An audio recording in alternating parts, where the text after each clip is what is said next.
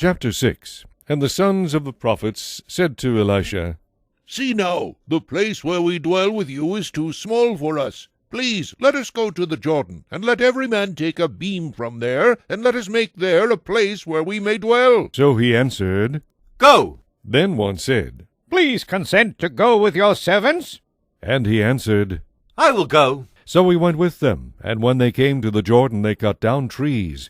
But as one was cutting down a tree, the iron axe head fell into the water, and he cried out and said, Alas, master, for it was borrowed. So the man of God said, Where did it fall? And he showed him the place. So he cut off a stick and threw it in there, and he made the iron float. Therefore he said, Pick it up for yourself. So he reached out his hand and took it. Now the king of Syria was making war against Israel, and he consulted with his servants, saying, My camp will be in such and such a place. And the man of God sent to the king of Israel, saying, Beware that you do not pass this place, for the Syrians are coming down there. Then the king of Israel sent someone to the place of which the man of God had told him. Thus he warned him, and he was watchful there, not just once or twice. Therefore the heart of the king of Syria was greatly troubled by this thing, and he called his servants and said to them, Will you not show me which of us is for the king of Israel? And one of his servants said, None, my lord, O king. But Elisha, the prophet who is in Israel, tells the king of Israel the words that you speak in your bedroom. So he said, Go and see where he is, that I may send and get him. And it was told him, saying, Surely he is in Dothan. Therefore he sent horses and chariots and a great army there, and they came by night and surrounded the city. And when the servant of the man of God arose early and went out, there was an army surrounding the city with horses and chariots.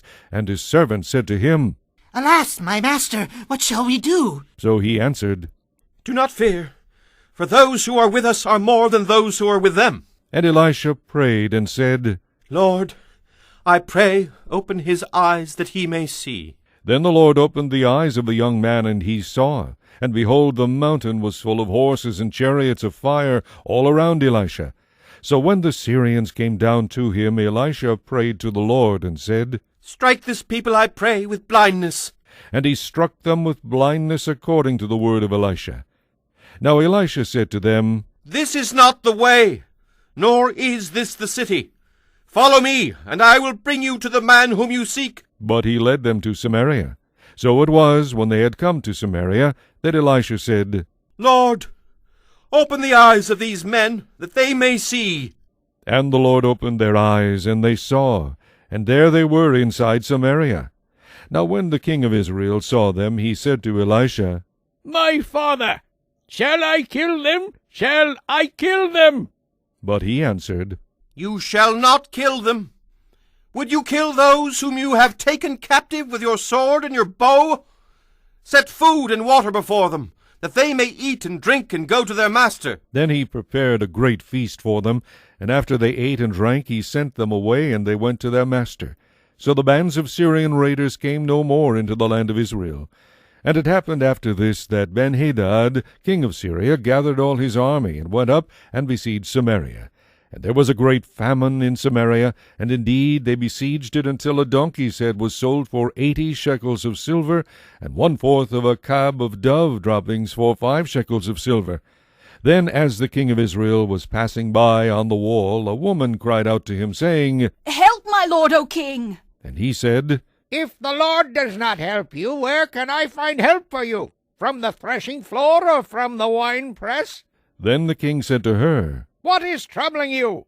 And she answered, This woman said to me, Give your son that we may eat him today, and we will eat my son tomorrow. So we boiled my son and ate him. And I said to her on the next day, Give your son that we may eat him. But she has hidden her son. Now it happened, when the king heard the words of the woman, that he tore his clothes, and as he passed by on the wall the people looked, and there underneath he had sackcloth on his body.